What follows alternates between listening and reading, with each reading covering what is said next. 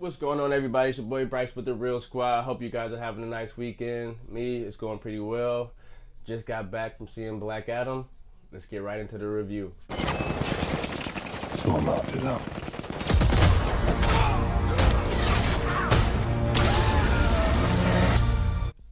This is directed by Jamie Collette Sierra. Sorry if I pronounced that wrong. Starring Dwayne Johnson as The Rock. As Black Adam. Oh boy. Oh man. This has been a long time coming, you guys. It's been about 12 to 13 years in the making. I remember the first time The Rock announced that he was going to be playing Black Adam, or that he wanted to play Black Adam. And this is around the time his star power was beginning to build.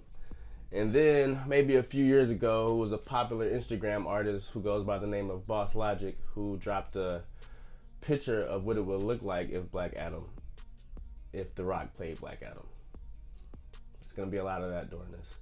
But yeah, and once that came out to the internet, the world kind of went a little crazy with that. The Rock saw the passion behind people wanting to see him play Black Adam, and I guess that got the ball rolling a little bit too.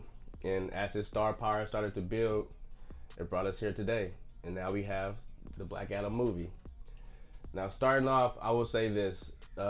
As far as The Rock playing Black Adam, it was perfect. I knew they were going to go the anti-hero route. That's more of the most current Black Adam that's in the comics. I know the original one was straight up villain. I'm here to mess shit up type of guy. But now he's more like, the anti-hero. For right now, the place where he's from is, I'm missing it. But he's like the king of where he's from. He ends up taking over and ruling with peace, basically. And it's almost like a Magneto type character. Like, as long as you leave my people alone, I'm not gonna bother your people. And so I feel like they're going more of that route with this movie. And they bring in the Justice Society of America, and this is their first introduction. Man, I think they deserve their own movie, because although they did get a little fleshed out here, they needed a lot more fleshing out, especially my man Dr. Fate. But before I get too far away, The Rock as Black Adam, yes. They pushed the PG-13 in this. It definitely felt like they could have went rated R if they wanted to. If they would have just showed a little bit more and maybe just drizzled in a little bit more blood, it probably would have been rated R. Because it was a couple of scenes I was like, could you do that in a PG-13 movie? But basically, I was impressed with the action in here. The action was fantastic, and it's going from fight scene to fight scene to fight scene. And when he's dealing with the Justice Society, that's kind of one of the the best scenes. And when he's dealing with them, as far as like the contrast is, he don't care about killing people. They do, regardless of what they did or not. Everybody deserves a fair trial. But man, Black Adam, he is pushing that line, and I love that. The whole movie is almost like he's literally gliding through everything. And like, he ain't walking. He just like, where am I at? It's like the fish out of water story, because he's been asleep for 5,000 years and he's waking up. The world has changed. His home world has changed. And I like how they play with it. And this is where you can have fun with the comedy. And I think they took a little bit of notes with Marvel as far as that. Kind of like a evil Thor type of thing. He's funny, but he's not trying to be funny. And like they play with sarcasm in here. It's a couple of good one-liners.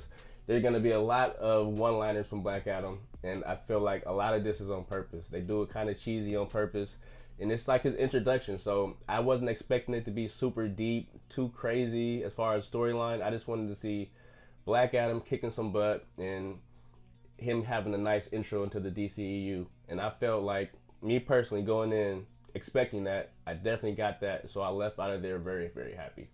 Now I'm gonna go ahead and rate it. When I walked out of there, I was around an 8 out of 10, but I'm gonna go ahead and give it a 7.5 out of 10, because after sitting on it for a while, there are some things that I didn't quite agree with, or they probably took a shortcut with, and that's pretty much the story and what they do with some of the other characters, such as Dr. Fate. I wanted to see a little bit more of him. He's a very super powerful character. He's compared to Doctor Strange a lot, even though he was made before Doctor Strange. Doctor Strange made it to the big screen before him, so it's going to be a lot of comparisons to him. And so I felt like they should have known that going in and might have did something a little bit different with him.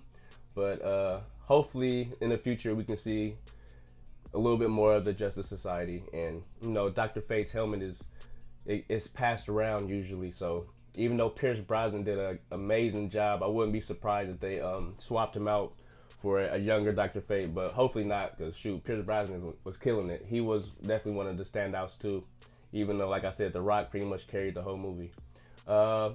Real quick, I'm getting to some spoilers, so if you haven't seen the movie and you were just here to see a quick review, I'm gonna ask you to step away because we're about to get into some sticky area. So I'm gonna give you about 3 seconds. All right, spoiler alert, spoiler alert. Superman does show up at the end of this movie. The Rock definitely spoiled it in a few interviews he did, and the internet kind of spoiled it as well. But me knowing that going in, I was still excited to see how they were going to do it. They changed this suit up a little bit. It's not exactly Zack Snyder. It's a little bit more brighter. And he wasn't brought in with the Hans Zimmer thing. It was the Christopher Reeves OG thing. And I don't know. To me, I was happy. I just want Superman back, Henry Cavill back. And I was pleased to see him. And I know it was with the Rock star power and him demanding it. And I believe this was actually shot way after the movie. So thank you to The Rock for bringing back Superman. I appreciate you guys. I hope everybody goes sees this movie so we can get more of what the fans want. The Rock actually listened to the fans and brought Superman into his movie. I don't know if he's going to be in part 2 or how they're going to do it. We will see. Let that play out. But thank you guys for coming through. Please hit that like and that sub button if you're new here. Comment below if you've seen the movie. Are you excited that Superman's back? It's been real with the Real Squad. It's Bryce, and I'm